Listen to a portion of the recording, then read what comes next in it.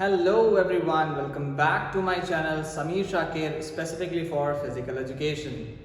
आज on demand मैं आप सब के लिए लेकर के आया हूँ chapter number 4 of physical education in class 12.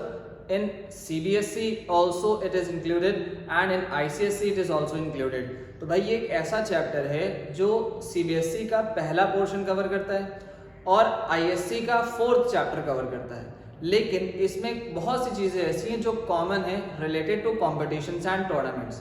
हालांकि CBSE में इसको प्लानिंग के नाम से दिया हुआ है कॉम्पिटिशन एंड टूर्नामेंट्स, और यहाँ पे स्पेसिफिकली कॉम्पिटिशन्स एंड टूर्नामेंट्स के नाम से दिया है.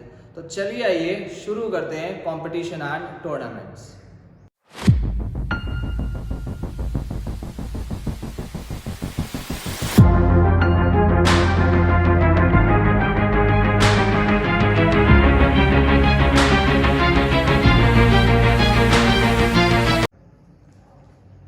अब भाई हम लोग टॉपिक कवर अप कर रहे हैं chapter number 4 competition and tournament. Competition और टूर्नामेंट का मतलब ये होता है कि where there are the teams और individual sports persons those who are preparing for a competition for achievement of something. अब यहां पर अचीवमेंट कई तरीके के हो सकते हैं, ठीक है. तो मेजॉरिटी में अगर हम समझेंगे टूर्नामेंट और कंपटीशन में कोई बहुत ज़्यादा फर्क नहीं है. कंपटीशन हर लेवल पर होता है और टूर्नामेंट जो है वो बिटवीन फ्यू टीम्स ही हो सकता है या फ्यू प्लेयर्स ही हो सकता है. तो अगर आप डेफिनेशन के अकॉर्डिंग समझें तो व्हेन सम टीम्स और प्लेयर्स मीट टुगेदर और fight together for a common purpose to win, for a common purpose to win. हालांकि लोगों की ख्वाहिश यही होती है कि जितना भाई उन्होंने सीखा है उस पर वो परफॉर्मेंस दें और जीते. हालांकि सबके लिए ऐसा पॉसिबल नहीं है. So when the number of players are participating in any of the tournament for a common purpose of win, this is called as a competition. तो competition हमारा दोनों के लिए है, चाहे वो टीम हो चाहे वो प्लेयर हो. अब इनके कुछ इंपॉर्टेंसेस होते हैं भाई,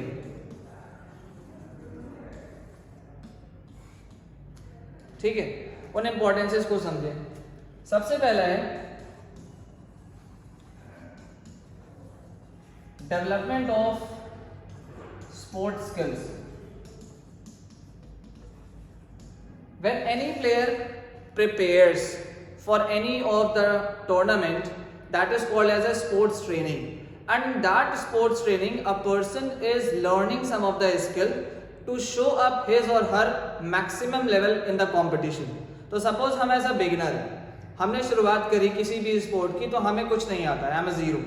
बट जैसे जैसे हम अपने कोच से ट्रेनिंग लेंगे, कई जगहों पे ऑब्जर्व करेंगे, एक्सपीरियंस लेंगे, तो हमें कुछ ना कुछ सीखने को मिलेगा. वो सीखना हमारी क्या है, that is called as the skill of that particular sport. For example if I am a cricketer and I am learning what cricket skills, तो क्रिकेट में क्या स्किल हमारी होगी, बैटिंग की स्किल होगी, बॉलिंग की स्किल होगी, विकेट कीपिंग की स्किल होगी, ठीक है. बहुत सारी स्किल्स होती है. तो हमें क्या सिखा रहा है कंपटीशन और टूर्नामेंट, क्या बेनिफिट दे रहा है, it is giving importance to learn the sports skill for the development of our skills. हम उसे अपग्रेड करते हैं, अपना लेवल इंप्रूव करते हैं और कॉम्पिटिशन्स में परफॉर्म करते हुए आगे तक के निकल जाते हैं. ये हो गई इसकी भाई पहली इंपॉर्टेंस, ठीक है. सेकेंड इंपॉर्टेंस समझे, development of national and international integration.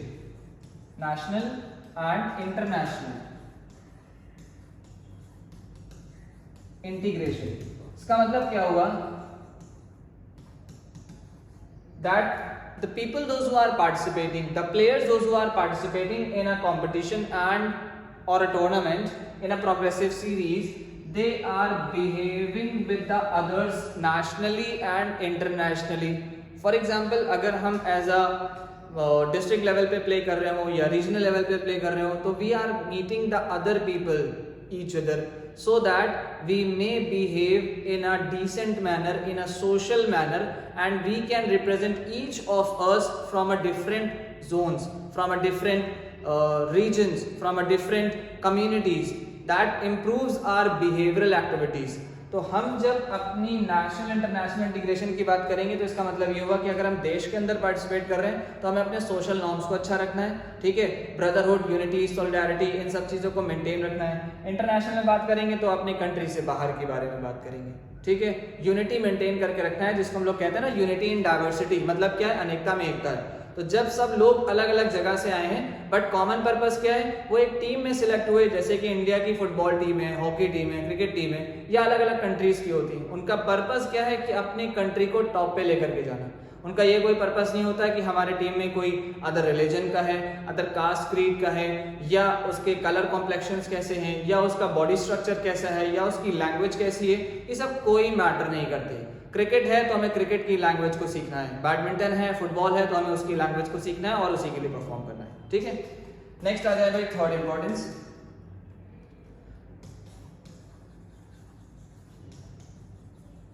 Development of physical body, mental structure, social values and emotional values. हम जब कंपटीशन और टूर्नामेंट्स में पार्टिसिपेट करते हैं तो हमें कई चीज़ों का सामना करना पड़ता है। कई बार फेलियर्स होंगे, कई बार सक्सेसेस होंगी, राइट, कई बार हमारी कुछ चीज़ें फेवर में होंगी, कई बार अगेंस्ट में होंगी। तो हमें ये हमारी क्वालिटीज़ को डेवलप करने का काम कर रहा है। हम खेल रहे हैं, कूद रहे हैं, छोटी एज से बड़े हो गए तो हमारी क्या डेवलपमेंट हुआ, फिजिकल, मतलब हमारा बॉडी साइज बढ़ रहा है, मसल क्वालिटी बढ़ रही है, बोन डेंसिटी चेंज हो रही है, ठीक है, ये सब है फिजिकल का पार्ट। मेंटल मतलब we are moving in a decisive way, हमें डिसीजन पावर डेवलप हो रही है, कोई कैलकुलेटिव मूवमेंट्स हो रहा है, एजाइल हो रहे हैं हम ये सोच के कि हमारे लिए हमारा ऑब्जेक्ट्स कहाँ आ रहा है। सपोज कोई क्रिकेटर है, कैच ले रहा है तो उसने ये ऑब्जर्व कर लिया, सेंस कर लिया कि हमारी बॉल जो है वो बाउंड्री लाइन तक जा रही है, I need to run and I need to hop and I need to dive and take a catch. ये सब मेंटल जजमेंट है। सोशल वैल्यूज जो मैंने यहाँ पे बताई, as a national and international integration वैसे यहाँ पर भी है, unity, brotherhood, solidarity, fraternity, right, honesty, ये सब हमारी कुछ सोशल क्वालिटीज होती हैं, सामाजिकता। Next is emotional values, we are able to control our feelings, our emotions with the help of a tournaments. तो जब हम टूर्नामेंट्स में पार्टिसिपेट कर रहे होंगे और रेगुलर रहेंगे तो ये चीज़ें हमें धीरे धीरे, स्लोली, ग्रेजुअली हमें बहुत एक्सपीरियंस देती हैं और हमारी अपनी फीलिंग्स को कंट्रोल करने में हेल्पफुल रहती हैं। Feelings like what, feelings like anger, hope, sadness, happiness, love, affection, right, failures, ये सब हमारी फीलिंग्स में आ जाता है जिनको हमें कंट्रोल करना है। खुश हैं तो बहुत ज़्यादा ना हो, ओवर एक्साइटेड ना हो, दुखी हैं तो इतना ज़्यादा डिस्ट्रेस ना हो जाए कि हम उससे कुछ अपने ऊपर हार्म कर लें या किसी और को हार्म कर दें। तो ये सारी चीज़ों पे कंट्रोल करना बहुत ज़रूरी है। So this is what basic importances of competition and tournaments. कुछ और बता रहे हैं पहले, जब तक कि आप इसका स्क्रीनशॉट ले लें।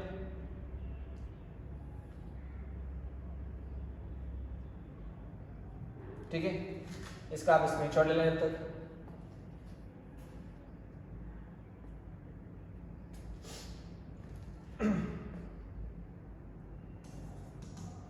Next is helpful in selection of players.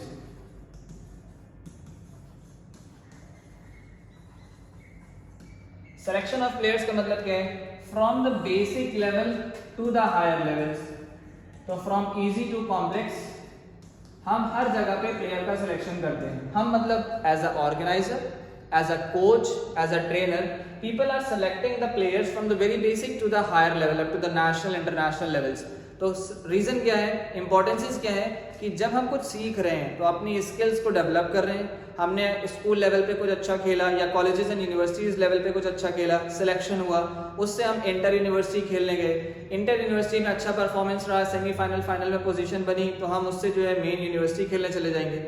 Universities के बाद फिर हमारा रीजनल लेवल और हायर हो जाएगा, फिर कई सारी यूनिवर्सिटीज़ खेलेंगे, उसके साथ ही साथ स्टेट खेलेंगे, स्टेट के साथ साथ हम अगर जीते हैं तो नेशनल पे पहुंचेंगे, उसमें भी परफॉर्म करते हैं अच्छा, टॉप रैंकिंग होती है तो नेशनल के बाद इंटरनेशनल, ओलंपिक्स लेवल, ऐसे करते करते हमारा लेवल जो है वो क्या होगा, बढ़ेगा। तो कहने का मतलब क्या है, हम एज अ ऑर्गेनाइजर ये बच्चों का सिलेक्शन करते हैं कि कौन प्लेयर किस लेवल पे परफॉर्म कर सकता है। अगर किसी की पोटेंशियल ज़्यादा है तो उसको पिकअप करना है, उसको बाहर निकालना है, उसकी स्पेशल ट्रेनिंग देनी है। सरकार भी ऐसा करती है, कुछ स्पॉन्सरशिप्स भी मिल जाते हैं, तो एज अ प्लेयर आप बहुत ऊपर जा सकते हो। नेक्स्ट क्या है हमारा, propaganda of sports. Propaganda of sports का मतलब होता है पब्लिसाइज होना, पब्लिसिटी होना, लोगों का इंटरेस्ट बढ़ाना। तो कई ऐसे गेम हैं जिनमें लोगों का बहुत ज़्यादा इंटरेस्ट नहीं है, लेकिन आज के टाइम पे बच्चों को उसमें इन्वॉल्व करके लोगों का इंटरेस्ट बढ़ रहा है। फॉर एग्जांपल अपने इंडिया में बहुत ज़्यादा सॉफ्ट बॉल का स्कोप नहीं है, ठीक है, रग्बी का स्कोप नहीं है, बट इसको स्कूल लेवल पर लेकर के आए, हैंड बॉल को स्कूल लेवल पर लेकर के आए। अब यहाँ से क्या होगा, जब बच्चों का इसमें इंटरेस्ट बनेगा और उनकी डायरेक्ट एंट्री होगी तो कुछ और जो बच्चे बैठे हैं पीछे उनका भी इंटरेस्ट इसमें डेवलप होगा, लोग देखने आएंगे, पब्लिसाइज करेंगे, उसका टिकट लेंगे, उसमें इंटरेस्ट डेवलप करेंगे, और हो सकता है उनके कुछ फैमिली मेंबर्स, कुछ फ्रेंड सर्कल, कुछ सोसाइटी मेंबर्स उनकी बातों को सुने, समझे, देखें और वो गेम्स में पार्टिसिपेट करने लगे। आज आप देखें फुटबॉल और क्रिकेट में इतना क्रेज क्यों है, क्यों इतना फील्ड जो है वो भरा रहता है? Why? Because the people are most interested in these sort of games. This is also called as publicizing of the sport. जहाँ पे लोग अपना टाइम स्पेंड करने आ रहे हैं, अपने आप का रिक्रिएशन करने आ रहे हैं, मैचेस को देखने के लिए आ रहे हैं, उनका इंटरेस्ट है, उनका लव एंड अफेक्शन है गेम से रिलेटेड और वो उसमें प्रेजेंट हो रहे हैं। This is called as publicising of the sport. तो टूर्नामेंट जो है वो स्पोर्ट्स को भी क्या करता है, बढ़ाता है। कई सारे ऐसे स्पोर्ट्स हैं जो अपने इंडिया में नहीं खेले जाते बट बाहर खेले जाते हैं, कई ऐसे स्पोर्ट्स हैं जो अपने इंडिया में है बट बाहर नहीं है। तो हमें क्या करना है, उन स्पोर्ट्स को बढ़ावा देना है, प्रमोट करना है, so that the other countries should of that game and it can be at a global level. This is all the importances of competitions and tournaments. तो अब हम इसके आगे क्या पढ़ेंगे, कॉम्पिटिशन एंड टूर्नामेंट्स को किस तरह से कराया जाता है। चलिए आइए आगे समझते हैं।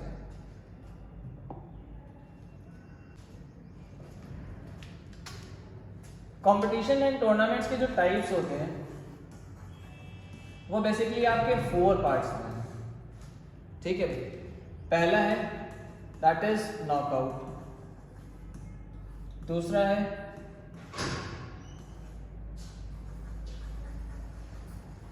चैलेंजिंग, ठीक, तीसरा है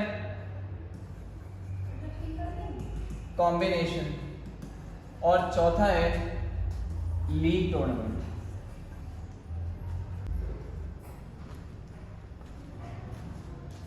अब आपके सिलेबस के according either it is in CBSE और it is in ICSE, you need to study about only these 2 topic that is knockout and league method, ठीक है।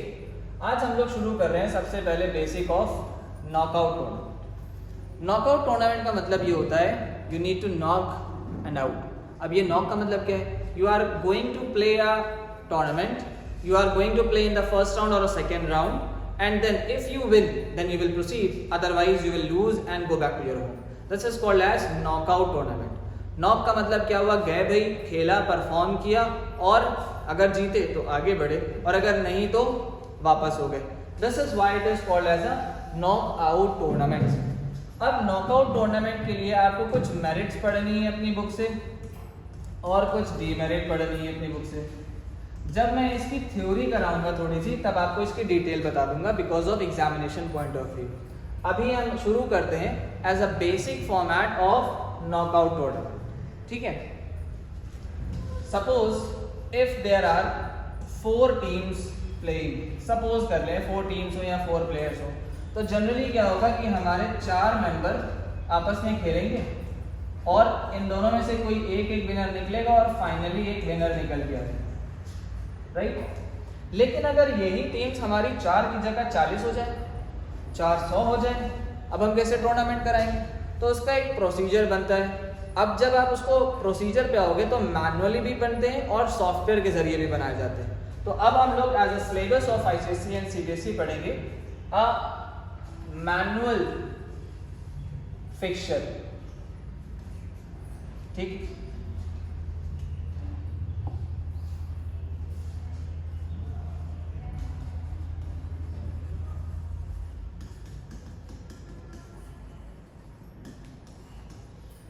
एग्जाम्पल ले लेते हैं और कुछ वर्किंग समझ लेते हैं।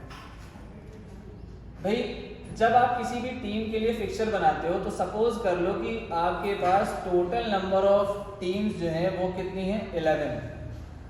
अब जब फिक्सचर बनाना है तो कुछ बातों का ध्यान रखना और कुछ वर्किंग करनी है। वर्किंग क्या है? That total number of teams that is 11, then total number of teams in upper half and total number of teams in lower half। अब इसका एक छोटा सा फॉर्मूला है, ठीक है? वो फॉर्मूला क्या है? n plus 1 by 2 and n minus 1 by 2। ये हम number of teams in upper half and lower half पता लगाने के लिए करते हैं। नेक्स्ट आ जाए भाई, इसके बाद करते हैं total number of matches. Total number of matches will be n minus 1, यानी कि जितनी टीम है उसमें से 1 माइनस कर लो तो आपका नंबर ऑफ मैच निकलेगा। क्योंकि भाई हम अपने आप से तो मैच खेलेंगे नहीं, तो हम किससे खेलेंगे? बाकी अदर टीम से। That is why it reduce to 1। एक कम कर दोगे तो मैच आ जाएगा in knockout tournament. Then total number of rounds. Rounds के लिए बहुत स्पेसिफिक आपको समझना है। राउंड्स का पर्पस ये कि जब आप नंबर ऑफ राउंड्स कैलकुलेट करोगे तो जितनी टीम आपको दी गई हैं either it should be in the exponent of 2, या तो पहले से हो, नहीं है तो इसके आगे का नंबर चले। 11 के बाद कौन सा नंबर आता है भाई? 11 के बाद आता है 16, और वो 2 की कौन सी एक्सपोनेंशियल में आ गई ये देखें आप। 2 2 4 2 8 2 16। तो हम क्या करेंगे? 16 टीम्स के बेसिस पर इसका कैलकुलेशन करेंगे और जितनी एक्स्ट्रा टीम्स हो रही हैं बची हुई उनको हम 22 दे देते हैं। अभी उसका मतलब भी समझाते हैं। तो यहाँ पे n की पावर जो होती है दैट इज राउंड। ये राउंड क्या है? n की पावर है। तो 1 2 3 4, तो यहाँ पर 2 की पावर जितनी जाएगी उतनी ही पावर जो है आपकी क्या कहलाएगी? Number of rounds. I hope समझ में आ रहा हो। बहुत इजी सी बात है। नहीं आ रही तो फोकस आपको बस इस पे करना है, बाकी तो वर्किंग इजी है, ठीक है? और ये बड़ी सी वर्किंग जो है ये सिर्फ नॉकआउट टूर्नामेंट में ही होगी, बाकी लीग वगैरह में नहीं मिलेगी। तो भाई 2 की पावर जितनी है उतने आपके नंबर ऑफ राउंड्स हो गए। अब जितने एक्स्ट्रा बच रहे हैं, एक्स्ट्रा कैसे कैलकुलेट करते हैं? उनको हम लोग बोलते हैं 22। तो टोटल नंबर ऑफ 22 जो निकाले जाते हैं वो 22 कहलाते हैं। 2 की एक्सपोनेंशियल जितनी जा रही है उसका मल्टीपल, यानी कि 16। 2 to the 4 to the 8 to the 16। इस 16 वैल्यू में जितनी आपको टीम दी गई है वो माइनस कर दो। वो माइनस करोगे तो कितनी माइनस करनी है? 11 माइनस करनी है। अब जो बचा वो आपके पास नंबर ऑफ 22 आ गए। क्या आ गए भाई? 22। इन 22 का मतलब समझ लें। 22 means when the teams are qualified only in the first round because of their luck. ये उनकी किस्मत है भाई कि वो एक रैंडमली जब टीम का ड्रॉ बना, फिक्सचर बना, तो उनको पहला राउंड खेलने की जरूरत नहीं है and they are qualified only for the next round. बिना राउंड पहला खेले वो अगले राउंड में क्वालिफाई हो गए। This is the simple meaning of bye.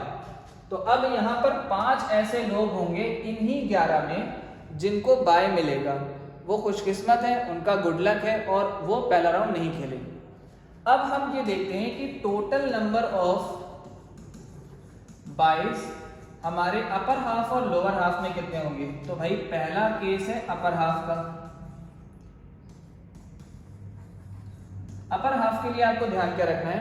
Formula will be NB। NB मतलब number of bytes -1 divided by 2। यहां पर माइनस रहेगा पहले। और लोअर हाफ के लिए अगर हम बात करेंगे तो it will be NB +1 by 2। अब देखो भाई 5 बाइट्स थे टोटल, 5 में से 1 माइनस कर दो, 2 से डिवाइड कर लो, बचा कितना? Total remainder, total value 2। ठीक है, 5 - 4, 5 - 1 4, 4 by 2 दैट इज 2। यहाँ पर आ जाए, यहाँ क्या होगा? 5 + 1 by 2 this will be 6 by 2। तो कितना बचेगा? 3 बचेगा। ठीक है, तो नंबर ऑफ बाइज में 1 प्लस करना है नीचे, नंबर ऑफ बाइज में 1 माइनस करना है ऊपर। एक बात और मैं आपको बता दूं, अपने आप की समझने के लिए देखना, अगर नंबर ऑफ टीम्स हमारी अपर हाफ में ज्यादा है तो number of byes upper half में कम होंगे, इन्हें कैलकुलेट कर ले। तो number of teams upper half में कैसे जा रही है, 11 plus 1/2, this will be 12/2 and this will be 6। नीचे आ जाए 11 माइनस 1/2 तो कितना हो जाएगा भाई, 10/2 एंड दिस विल बी 5। तो 5 teams in lower half, 6 teams in upper half. ठीक है, 22 में आ जाए 2 in upper half and 3 in lower half. ठीक, अब इसका रूल समझिए कि हमें बाइस कैसे देने होते हैं, हाउ टू फिक्स द बाइस। कॉन्टिन्यूएशन क्या करेंगे हम कि हमें बाइस कैसे देने हैं। बाइस देने का कुछ एक रूल है, वो आपको फॉलो अप कर लेना है। ठीक है, रूल क्या कहता है, द फर्स्ट टीम, हमें 4 तरीके अपनाने हैं और 5वां स्टेप वही सेम फॉलो करना है। ठीक है, so the first team will be getting the bias, last team of lower half, ठीक, then first team of upper half, then third one is first team of lower half, and then fourth one is last team of upper half। और 5वां जो rule होता है that is follow up the same। Suppose कर लीजिए कि अगर आपके 22 जो है वो 5 आ रहे हैं या 5 से ज्यादा आ रहे हैं, तो आपको 4 रूल तो पहले फॉलो अप कर लेने ये वाले, और उसके बाद फिर से first second third fourth same step follow up करना है। तो अभी हम लोग चलते हैं कि अगर हम 11 टीम्स का फिक्सचर बना रहे हैं तो हम कैसे बाइस प्रोवाइड करेंगे। ठीक है, चलिए आइए आगे बढ़ते हैं। तो अब जब हम लोग बाइस ड्रॉ करते हैं तो हमने देखा कि हमारे पास टोटल राउंड कितने हैं, 4 हैं, 4 राउंड। ठीक, टोटल 11 टीम्स। तो आप फर्स्ट राउंड में 11 टीम्स लिख लीजिए।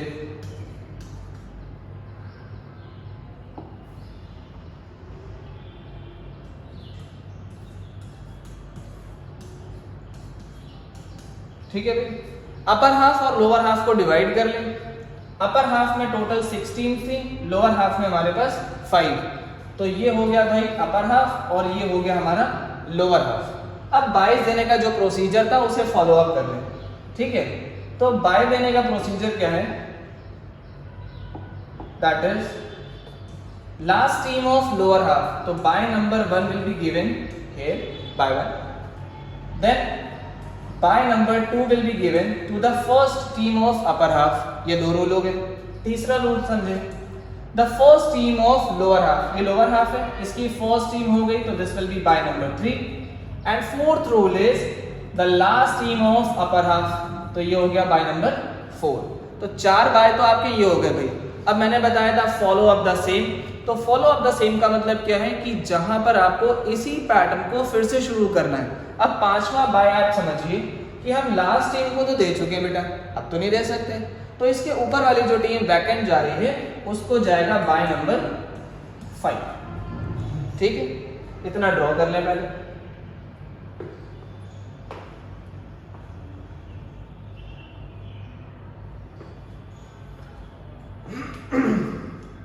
अब इसके बाद आ जाते हैं जो बची हुई टीम्स हैं उनका फर्स्ट राउंड में मैच होगा, लेकिन बाकी टीम्स का नहीं होगा। तो जिन्हें बाय मिला उनको सबसे पहले क्वालिफाई करा दो आगे। तो ये आगे क्वालिफाई हो गए, ये क्वालिफाई हो गए, ये हो गए और ये हो गए। ये बहुत बेसिक सी चीज। बाकी जितनी टीम बची इनका मैच करा लो अपर हाफ में और लोअर हाफ में इनका मैच हो जाएगा। इनमें से कोई एक क्वालिफाई करेगा यहाँ तक जाएंगे, कोई एक क्वालिफाई करेगा यहाँ तक जाएंगे। इस बात का ध्यान रखिएगा जब आप फिक्सर बना रहे हो तो ये लाइन एक स्ट्रेट होनी चाहिए, आगे पीछे होंगी तो आपको ड्रॉ करने में प्रॉब्लम होगी। Use proper ruler. Okay, next this will B qualified. अब मान लें बाय नंबर 2 जिसको मिला था वो पहली टीम थी, ये क्वालिफाइड है। 2 और 3 में मान लो कोई एक 3 नंबर क्वालिफाई हो गया, 4 5 में मान लो 5 क्वालिफाई हो गया और 6 तो ऑलरेडी क्वालिफाइड है ही। इसमें 7th टीम क्वालिफाइड है, 8 और 9 में मान लो 8 क्वालिफाई हो गया, 10 ऑलरेडी क्वालिफाइड है और 11 क्वालिफाइड है। क्वालिफाइड का मतलब these are already playing in first round, sorry second round. अब बाकी बैचेस यहाँ से शुरू हो जाएंगे, ठीक है। एक मैच यहाँ हुआ सेकेंड राउंड में, फिर एक मैच यहाँ हुआ सेकेंड राउंड में, फिर एक मैच यहाँ होगा और एक मैच यहाँ होगा। फिर इनमें से कोई ना कोई जीतेगा, जो जीता भाई उसको आगे बढ़ा दो। मान ले फर्स्ट और थर्ड में जो टीम थी फर्स्ट विन हो गई, 5 और 6 में जो टीम थी मान लो 6 विन हो गई, प्रोसीड कर गए इन थर्ड राउंड। यहाँ पर मान लो 7th जीत गया और यहाँ पर मान लो 11th जीत गया, ठीक है। ये पहुंचे हमारे नेक्स्ट राउंड में और इनका मैच यहाँ करा दें। ये हो गए मैचेस, इनमें से कोई एक विनर निकलेगा, इनमें से कोई एक विनर निकलेगा और हम फाइनल विनर यहां से निकालेंगे, ठीक है भाई। अब हो सकता है इनमें से कोई एक जीता मान लो 1 और इसमें से जीता 7 और फाइनल हमारा 7 नंबर ऑफ प्लेयर जो है वो विनर होगा। तो आपको यहाँ से दिख क्या रहा है कि टोटल मैचेस कितने हैं, वो 10 है। उसको समझने का तरीका भी मैं आपको बता देता हूँ। जितनी लाइंस आपने बनाई हैं उन्हें काउंट कर लो, जितने बॉक्सेस आपने बनाए हैं उन्हें काउंट कर लो, आपको टोटल 10 मैच मिलेंगे, ठीक। तो अब ये हमारा एक ऐसा बेसिक फॉर्मेट था जिसमें हम लोगों ने ये सीखा कि नंबर ऑफ बाइस कैसे दिए जाएंगे, ठीक, और उनको कहाँ प्लेस किया जाएगा। देखो बेटा बहुत इंपॉर्टेंट रूल होता है इसमें, सिर्फ बाय को प्लेस करना। अगर आपने ये सीख लिया तो पूरा नॉकआउट फिक्सचर, चाहे वो स्टार्टिंग का हो, चाहे वो सीडिंग हो, चाहे स्पेशल सीडिंग हो, आप इजीली प्रोवाइड करते चले जाओगे, बढ़ाते चले जाओगे। So this is all about the rules of giving byes and making a fixture of knockout basis. तो till then further you need to wait for my upcoming video. Subscribe कर दें channel, share कर दें और like कर दें। Like ना भी करो तो भाई चलेगा, but subscribe to your friends those who are ready to study about physical education in an easiest manner. So with the help of Sameer Shakir, everything is possible and becomes effortless. तो अभी आप ये video देखो, इसे prepare करो, फिर हम लोग अगली नई वीडियो में मिलते हैं। Till then, take care all of you.